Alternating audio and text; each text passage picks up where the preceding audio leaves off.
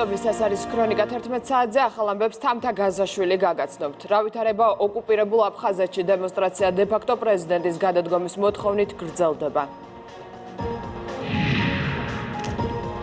რა გახდა თეირანთან მომხდარი ავიაკატასტროფის მიზეზი? ემსხვერპლა თუ არა უკრაინულ ავიალაინერზე მყოფი 200-მდე ადამიანი ირანის მიერ ნასროლ რაკეტას. მსოფლიო ლიდერთა განცხადებები რამდენიმე წუთში. შეერთებულ შტატებსა და ირანს შორის დაძაბულ ურთიერთობებზე ვაშინგტონში იმსჯელეს ანალიტიკოსები რეგიონში შექმნილ უკიდურესად მძიმე ვითარებაზე საუბრობენ. დისკუსიის მონაწილეთა ნაწილმა პრეზიდენტი ტრამპი დაადანაშაულა ერთკვირევნულ და არათანმიმდევრულ გადაწყვეტილებებში, რომელმაც ორი ქვეყანა ომის ზღვრამდე მიიყვანა. შეფასებებსა და დისკუსიის საინტერესო ფრაგმენტებს შტატებიდან დევნე დევდარიანი გაგაცნობთ.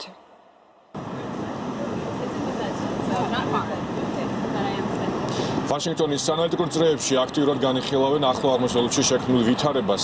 ამჯერად ამერიკის ატლანტიკურმა საბჭომ უმასპინძლა პანელურ დისკუსიას, რომელშიც მონაწილეობა მიიღეს იმ ექსპერტებმა, რომლებმაც კარგად იციან რეგიონის პოლიტიკური სიტუაცია. ასევე დისკუსიაში მონაწილეობდა ორი კონგრესმენი დემოკრატიული პარტიიდან.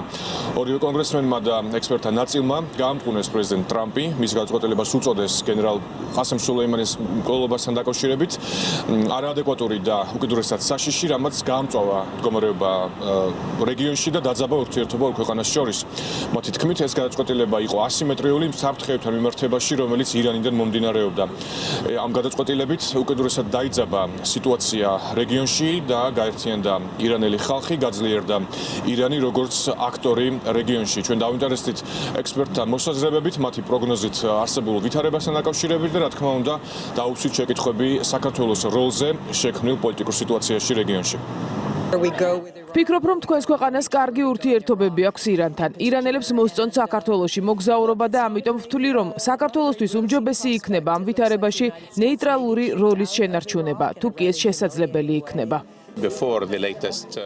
დღეს ჩვენ ამერიკის, ირანისა და ერაყის ურთიერთობა განვიხილეთ და ვისაუბრეთ იმაზე, თუ როგორ აღმოჩნდით ამ მდგომარეობაში და რას უნდა ველოდოთ შექმნილი რთული ვითარებიდან.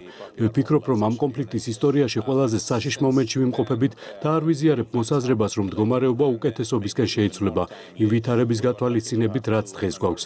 საქართველოს ერთ-ერთი მნიშვნელოვანი ფაქტორია რეგიონში და მის სამეზობლოში მიმდინარე მოვლენები თქვენი ქვეყნის ინტერესის საგანია და ვფიქრობ, რომ როგორც საქართველოსთვის, ასევე რეგიონის სხვა ქვეყნებისთვის არსებობს შესაძლებლობა, რომ შექმნილი ვითარებიდან მიიღონ სიტუაციური ბენეფიტი. გასათვალისწინებელია, რომ საქართველომ უნდა მონახოს ისეთი შესაძლებლობა, რომელიც ბალანსი იქნება შეერთებულ შტატებს, ევროკავშირს, რუსეთს, ჩინეთსა და თავად ახლო აღმოსავლეთის ქვეყნებს შორის. ჩვენ დღეს ვისაუბრეთ პრეზიდენტ ტრამპის გადაწყვეტილებასა და ირანის მხრიდან გადადგმულ საპასუხო ნაბიჯებზე. ზოგიერთი რამ, რაც იმედი მაქვს, რომ მოხდება, არის ის როლი, რომელიც ისეთმა რეგიონულმა ქვეყანამ, როგორც საქართველოა, შესაძლოა რომ შეასრულოს. იქნება ისეთი მდგომარეობები, რომელშიც შეერთებულ შტატებს არ შეეძლება როლის შესრულება და აქ მოკავშირე ქვეყნების დახმარება იქნება საჭირო, მაგალითად, სამართალდამცველთა და უსაფრთხოების სფეროში ტრენინგები და ზოგადად შესაძლებლობების გაძლიერების პროგრამები. ამ თვალსაზრისით საქართველოს იმდენივე გამოცდილება აქვს, რამდენიც ნებისმიერ სხვა ქვეყანას. შექმნილი ვითარება გამოიწვევს უფრო დიდ თანამშრომლობას შეერთებულ შტატებსა და ისეთ ქვეყნებს შორის, როგორც საქართველოა, რადგან სტაბილურობა ახლო აღმოსავლეთში არის უფრო დიდი ინტერესი საქართველოსთვის, ვიდრე შეერთებული შტატებისთვის, რადგან ეს თქვენი სამეზობლოა. დღევანდელ შეხვედრაზე ვიმსჯელეთ ირანსა და შეერთებულ შტატებს შორის ბოლო დროს წარმოშობილ კრიზისზე და ამ კრიზისის მნიშვნელობაზე ერაყისთვის. რაც შეეხება თქვენ შეკითხვას საქართველოზე, შეერთებულ შტატებს სჭირდება რაც შეიძლება მეტი მოკავშირე რეგიონში. საქართველოს კი გავამხნევებდი და ვურჩევდი, რომ დარწმუნდეს, რომ მისი შეხედულებები კარგად არის აღქმული ვაშინგტონში და იყოს მზად იმისთვის, რომ საჭიროების შემთხვევაში დახმარება აღმოუჩინოს შეერთებულ შტატებს. მე შეგახსენებთ იმ მნიშვნელოვან მოვლენებს, რომლებსაც ადგილი ჰქონდა ბოლო 2 დღის განმავლობაში. პრეზიდენტმა ტრამპმა სპეციალურ ბრიფინგზე განაცხადა, რომ მანამ სანამ ის არის შეერთებული შტატების პრეზიდენტი, ირანს არ იქნება საშუალება, რომ იქონიოს ბირთვული იარაღი. ასევე მან თქვა, რომ რამდენიმე დღის წინ ირანის მხრიდან განხორციელებული სარაკეტო იარაღის შედეგად არ დაშავებულა არც ერთი ამერიკელი ჯარისკაცი და მიყენებული სამხედრო ზარალი არის მინიმალური. მან მოუწოდა ნატოს წევრ მოკავშირე ქვეყნებს, რომ იყვნენ უფრო აქტიურები რეგიონში. ასევე დაანონსა ირანის წინააღმდეგ მძიმე ეკონომიკური სანქციები. რამდენიმე დღის წინ ბაღდადში მწვანე ზონაში ჩამოვარდა 2 კატიუშას ტიპის რაკეტა. აღნიშნულზე პასუხისმგებლობა ირანმა აიღო.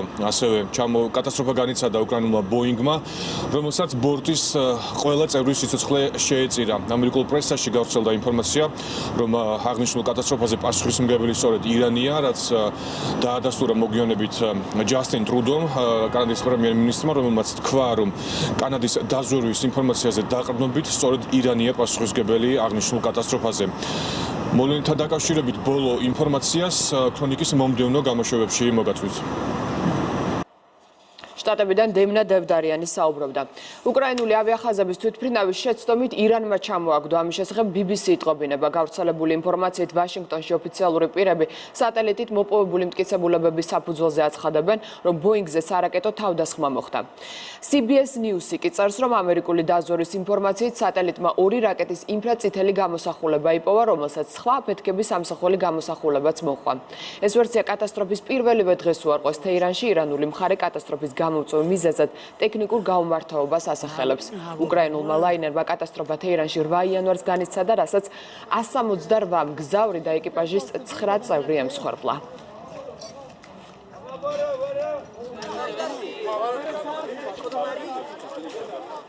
ირანული მხარის მიერ შეცდომის დაშვებას არ გამორიცხავს თეთრი სახლის ლიდერი.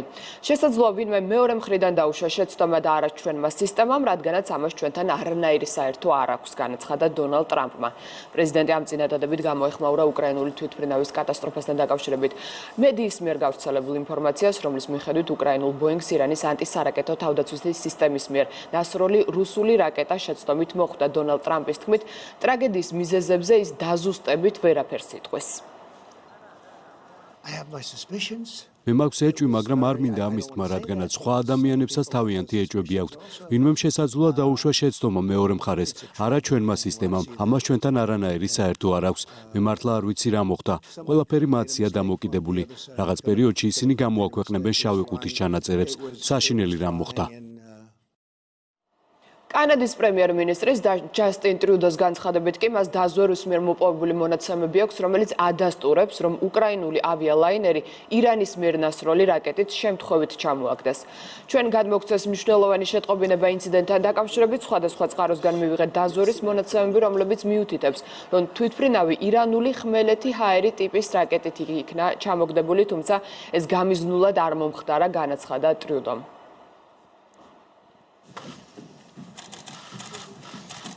თეირანთან მოხდარი ტრაგედიის გამო სამძიმრის წერილი გავრცელა სრულიად საქართველოს კათოლიკოს პატრიარქმა. გვინდა გამოვხატოთ ჩვენი გულის ტკივილი 8 იანვარს თეირანში უკრაინის თვითმფრინავის ავიაკატასტროფის გამო, რასაც მრავალი ადამიანის სიცოცხლე შეეწირა.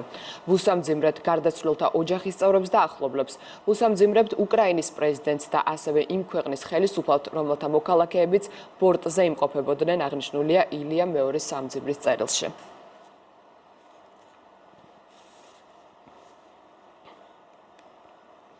ახლა კი გავიგოთ რა ვითარებაა ოკუპირებულ აფხაზეთში, სადაც ადმინისტრაციის შენობასთან ახლაც სასობით ადამიანია შეკრებილი. ისინი დე-ფაქტო პრეზიდენტს გადადგომისკენ მოუწოდებენ.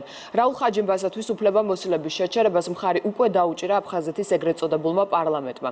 დადგენილებას, რომლითაც დე-ფაქტო პრეზიდენტს გადადგომისკენ მოუწოდებენ, ხმა 19 დეპუტატმა მისცა, წინააღმდეგ 4 გამოვიდა, ერთმა კი თავი შეიკავა. ვითარება სოხუმში მას შემდეგ დაიძაბა, რაც არჩევნების შედეგებით უკმაყოფილო ოპოზიციამ ადმინისტრაციის შენობაზე შტურმი მიიტანა. დე-ფაქტო პრეზიდენტთან მოსალაპარაკებლად მისულ ეგრეთ წოდებულ პარლამენტის წევრებს კი ხაჯიბამ განუცხადა, რომ თანამდებობიდან წასვლისთვის მზად არ არის. მანამდე მან მოსახლეობას სიმშვიდისკენ მოუწოდა. ცოტა ხნის წინ ადმინისტრაციის შენობასთან დე-ფაქტო პრემიერი მივიდა, თუმცა ის შენობაში არ შეუსვეს. ვრცელდებოდა ინფორმაცია სროლის შესახებ, თუმცა მოგვიანებით დე-ფაქტო შინაგან საქმეთა სამინისტრომ ეს ინფორმაცია უარყო. Мы должны сохранять спокойствие. ჩვენ უნდა შევინარჩუნოთ სიმშვიდე და არ უნდა დავაყენოთ საფრთხის ქვეშ ჩვენი სახელმწიფოს არსებობა. ხელისუფლება მუშაობის საგანგებო რეჟიმზეა გადასული და საჭიროების შემთხვევაში ქვეყანაში საგანგებო მდგომარეობას გამოვაცხადებთ. აფხაზეთის არმია საკუთარი მოქალაქეების წინააღმდეგ ძალას არ გამოიყენებს, ამის შესახებ დე-ფაქტო რესპუბლიკის ეგრეთ წოდებულმა თავდაცვის მინისტრმა განაცხადა. ჩვენს ქვეყანაში სადაც ბევრი სისხლი დაიღვარა, აფხაზური არმია არასოდეს წავა საკუთარი ხალხის წინააღმდეგ, აცხადებს მერაბ ქიშმარია და მხარებს დიალოგისაკენ მოუწოდებს.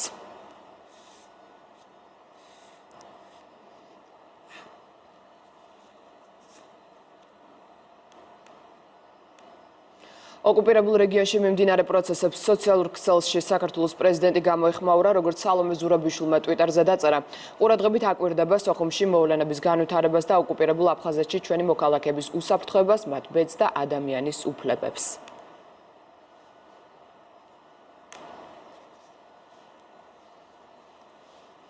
სოხუმში განვითარებული პროცესების შეფასებისას საქართველოს ოფიციალური პირები მოქალაქეების უსაფრთხოებაზე ამახვილებენ ყურადღებას, მათი თქმით, მთავარია მოსახლეობას საფრთხე არ შეექმნას.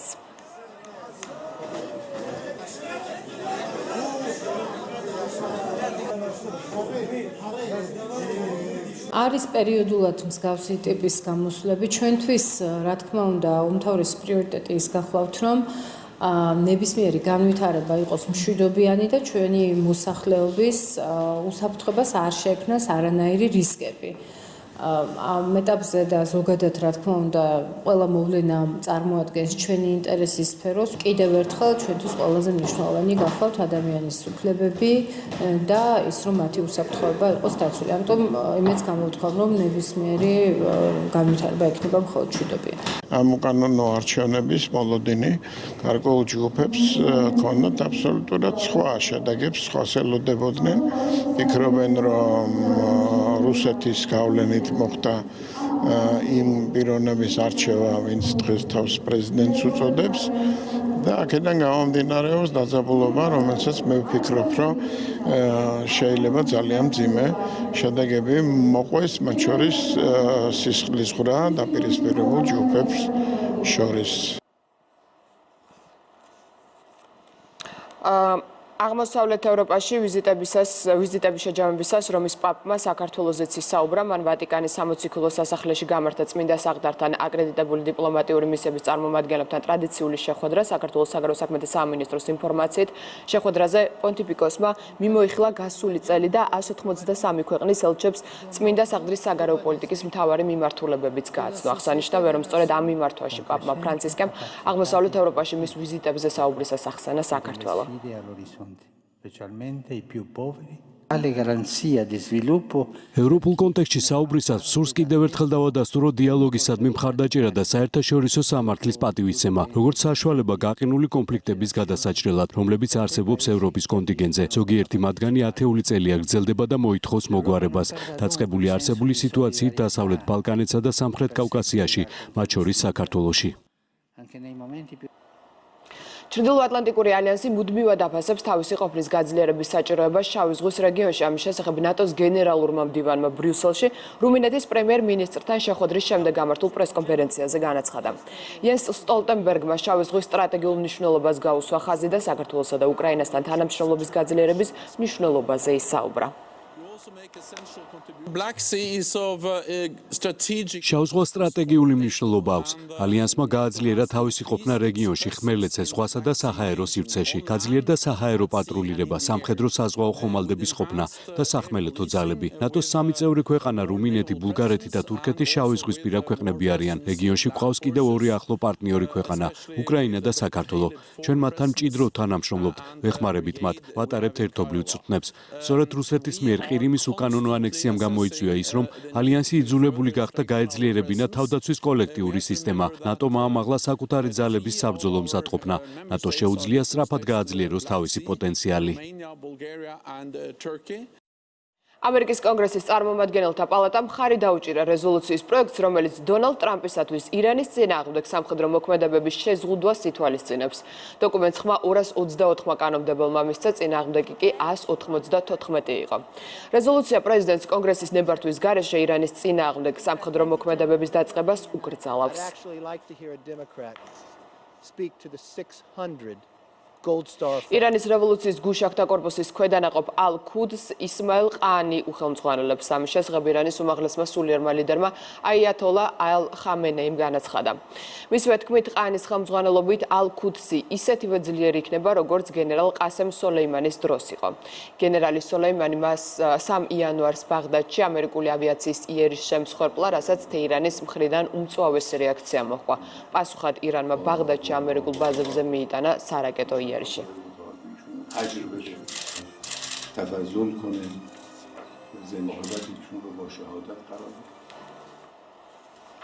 კონგოში გომას აეროპორტში სამხრეთ აფრიკული სამხედრო თვითმფრინავი ჩამოვარდა, ბორტზე 67 ადამიანი იმყოფებოდა, ყველა მათგანი გადარჩა.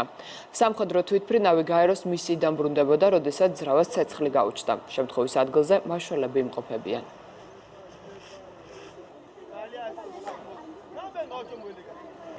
პარიზში მასობრივი არეულობების შედეგად 16 პოლიციელი და 20-ზე მეტი დემონსტრანტი დაშავდა, ამის შესახებ ადგილობრივი მედია იტყობინება. გავრცელებული ინფორმაციით სამართალდამცველებმა 24 აქტივისტი დააპატიმრეს. საპროტესტო აქციები საფრანგეთის დედაქალაქში 9 იანვარს განახლდა. ადგილობრივი მოსახლეობა საპენსიო რეფორმას აპროტესტებს.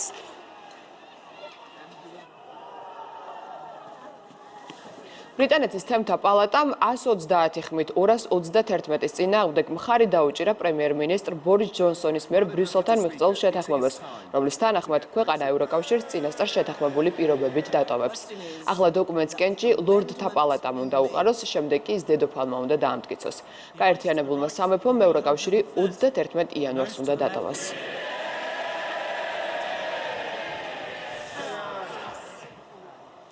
ლონდონში მადამ ტიუსოს მუზეუმიდან პრინც ჰარის და მეგან მარკლის ფიგურები აიღეს. მუზეუმის ხელმძღვანელობამ გადაწყვეტილება მას შემდეგ მიიღო, რაც წყვილმა განაცხადა, რომ სამეფო ოჯახის მაღალი რანგის წევრების სტატუსზე უარს ამბობს. სამეფო ოჯახის წევრებისათვის მუზეუმში სპეციალური ადგილი იყო გამოყოფილი, სასექსის ჰერცოგინის და ჰერცოგის და ჰერცოგინიას ქანდაკებები დედოფალი ელიზაბეთის და პრინც ფილიპის გვერდით იდგა.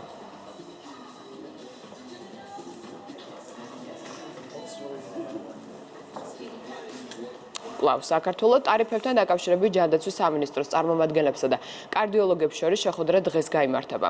მხარებმა კრიტიკული შემთხვევებისას პაციენტების მომსახურების საფასურის საკითხი უნდა განიხილონ. ახალი ტარიფი იანვრის ბოლომდე უნდა ამოქმედდეს. შეგახსენებთ, რომ 21 ნოემბრის მთავრობის დადგენილებით საყოველთაო ჯანდაცვაში ჩართული კლინიკებისათვის ტარიფები გათანაბრდა. უკვე მიღებული ტარიფები კი კლინიკებისათვის მიუღებელი აღმოჩნდა. მათი აზრით, დადგენილი ტარიფი სამედიცინო მომსახურების თვითღირებულებაზე გაცილებით ნაკლებია, ამიტომ მოუწოდეს სამინისტროს დამტკიცოს სერვისის საფასური, რომელიც რეალურად ასახავს დღევანდელ საფინანსო ეკონომიკურ პარამეტრებს.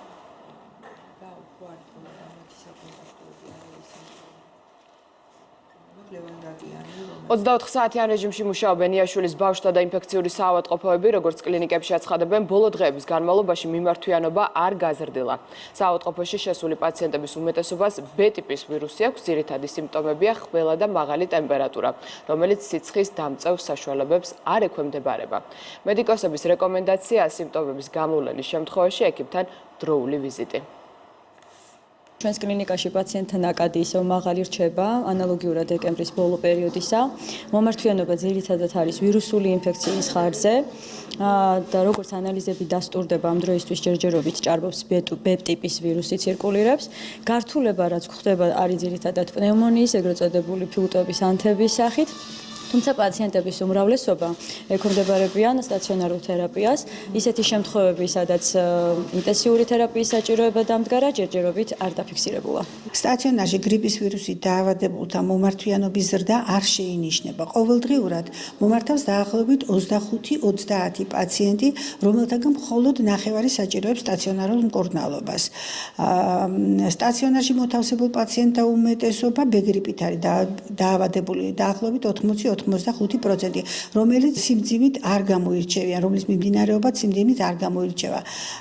აგრიპით დაავადებულთა შორისაც არ ყოფილა განსაკუთრებული სიმძიმის პაციენტები, გართულებები ძირითადად არის პნევმონიის სახით და შესაბამისი მკურნალობის ფონზე მდგომარეობა უმჯობესდება და პაციენტები ეწერებიან ბინაზე დამაკმაყოფილებელ მდგომარეობაში. ეს და დღის ყველა ამბავი ვრცლად შეგიძლიათ ნახოთ იმედი ნიუზში-ზე. მე ამით პირველ საათამდე გემშვიდობებით. დროებით.